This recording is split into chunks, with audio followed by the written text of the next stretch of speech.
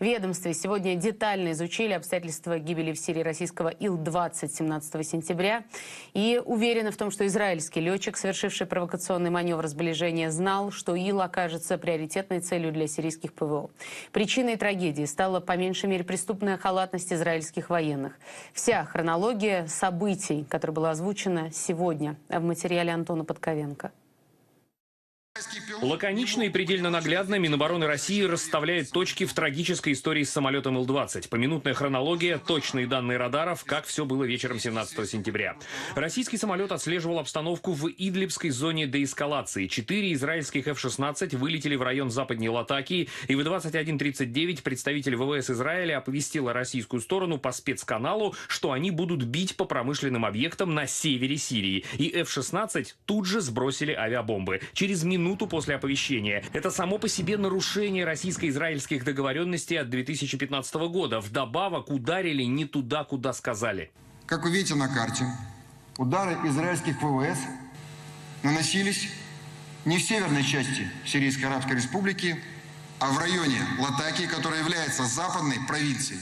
Введение в заблуждение израильским офицерам относительно района нанесения ударов истребителями не позволило вывести российский самолет Ил-20 в безопасный район. Израильтяне ударили в 21:40. Сирийцы ответили зенитными ракетами в 21:51.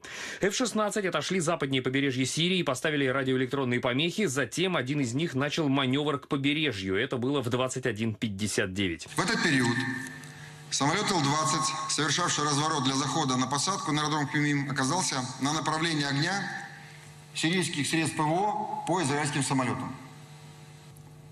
Особо подчеркну, что, наблюдая российский Ил-20, израильские истребители прикрылись им от зенитных ракет, продолжая маневрировать в данном районе. В 22 часа 03 минуты сирийская зенитная ракета поразила более крупную и ближнюю цель самолет Ил-20. Израильские пилоты не могли не понимать, что Ил-20 больше, что он станет предпочтительной целью для сирийской ракеты. Представленные объективные данные свидетельствуют, что действия израильских летчиков-истребителей, приведшие к гибели 15 российских военнослужащих, говорят или о их непрофессионализме, или как минимум о преступной халатности. Поэтому считаем, что вина за трагедию с российским самолетом Ил-20 целиком лежит именно на военно-воздушных силах Израиля и тех, кто принимал решения о такого рода деятельности. Вдобавок F-16 маневрировали там, где проходят трассы захода на посадку не только военных, но и гражданских самолетов на Хмеймим, а значит, была прямая угроза жизням пассажиров. Вы знаете, что у нас действует канал коммуникации для предотвращения инцидентов в воздухе, где стороны заблаговременно оповещают друг друга о планах применения авиации в различных районах Сирии. Во время действия договоренности командному центру ВВС Израиля было направлено 310 уведомлений о действиях ВКС России вблизи израильской территории. Вместе с тем, израильская сторона давала уведомления лишь 25 раз, только непосредственно перед самими ударами. Все это выглядит как крайне неблагодарный ответ на все то, что Россия сделала для Израиля в последнее время. По просьбе Иерусалима Москва договорилась с Тегераном, чтобы проиранские отряды Хизбаллы и корпуса стражи исламской революции были отведены от голландских высот на восток Сирии почти на 150 километров и не могли наносить ракетные удары по Израилю. В результате действий российской стороны за патрулирование особо сложного района в Сирии смогли взяться миротворцы ООН.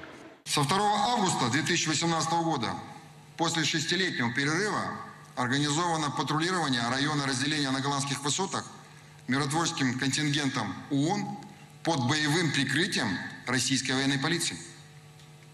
Это позволило полностью исключить обстрелы израильской территории со стороны голландских высот. В 2010-м Россия по просьбе израильской стороны отказалась от контракта с Дамаском по поставкам в Сирию систем С-300 ПМУ-2 «Фаворит». Мы получили предоплату $400 миллионов.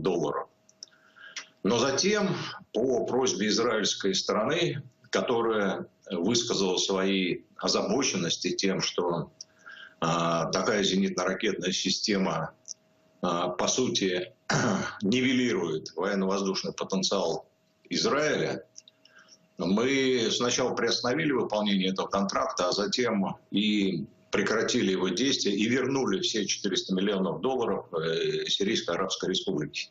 Была еще такая история. Израильтяне попросили нас помочь вернуть на родину останки своих военных, которые погибли в Сирии. Дали координаты, где они предположительно были захоронены, а это оказалась зона под контролем запрещенной в России ИГИЛ. Только начали изымать останки, начался бой, был ранен российский военнослужащий. Россия очень важный союзник Израиля. Израильтянам нужно, чтобы Россия разрешала им наносить удары по иранским целям и Хизбалле на территории Сирии. Если иранцам позволить размещать ракеты вблизи израильской границы, они могут нанести серьезный урон стране. Поэтому так важны отношения с Россией. И теперь Израиль будет делать все возможное, чтобы не допустить повторения трагического инцидента. Но пока ясно одно. Действия израильских ВВС в отношении российского Ил-20 выходят за рамки цивилизованных отношений между странами. И военные в Иерусалиме либо не ценят отношения с Москвой, либо не контролируют своих командиров, понимавших, что их действия приведут к трагедии. Антон Подковенко, Дмитрий Найда. Вести.